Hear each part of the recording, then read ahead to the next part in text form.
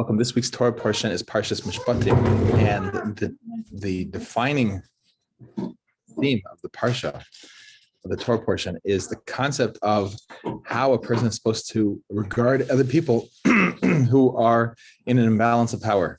So the very first commandment that's in Parshas Mishpatim is the commandment of how a person is supposed to treat a slave. There's no greater imbalance of power between a slave master and a slave. A slave is a person come to a place of destitution, that they became a thief and they could not pay back, or they sold themselves into slavery because they had debts.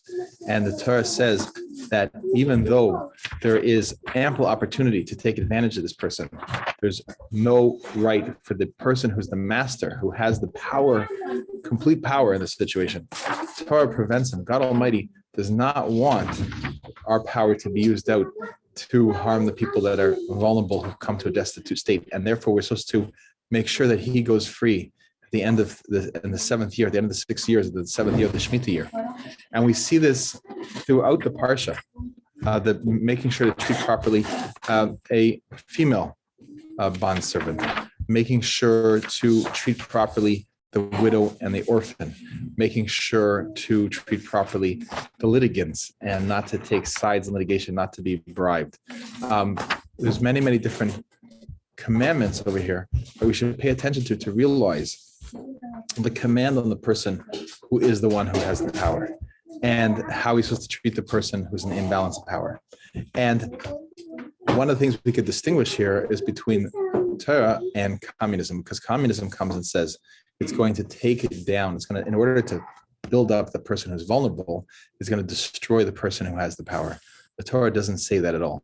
The Torah says the opposite. In fact, the person who has the power has a divine obligation to use his power to be able to lift up and help set the person who's vulnerable on a better path, to provide opportunities for the person to be able to lend money to a person who is needing money. So these are all examples of how, when God blesses us with abundance and God blesses us with blessings of money and ability and so forth, that our job is to help the other people who are not so fortunate at that moment in time, and to help bring them up. But it's from a divine commandment. It's not from a group of people taking power over the other.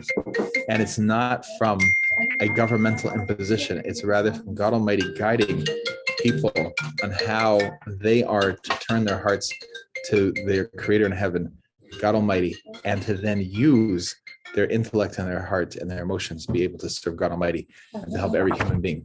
So with that, we want to make sure to take the Parsha to heart, to really see that and see how we cannot fall into the side of people who say, oh, the world, there's an imbalance in power, let's destroy everything and make everyone equal. That's not what the Torah says. The Torah acknowledges that there will be, at every moment in time, there will be imbalances of power, imbalances of strength, imbalances of means.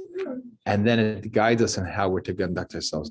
We also cannot fall into the other side of people who say, listen, it's not my problem what's happening to the less fortunate. It's not like not my problem what's happening to people who, widows, orphans, people who don't have money, people who need a loan, people who are in such destitution that they need to sell themselves into slavery.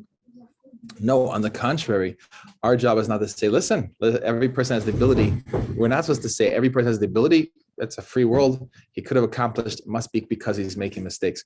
We don't know exactly why God Almighty has brought this person to this destitution. And our job, God Almighty is saying, since we have power, we have the ability to look out for the interests, to speak up for the vulnerable, and to help them in a voluntary manner, because we're responding to God Almighty's call, then we will merit to the time when we'll have the true liberty, the true freedom, that freedom will ring in the land. It says in the year of the Jubilee, when after the seventh of the seven sabbatical years, that we will merit to have a time when all of mankind will be free to serve God Almighty.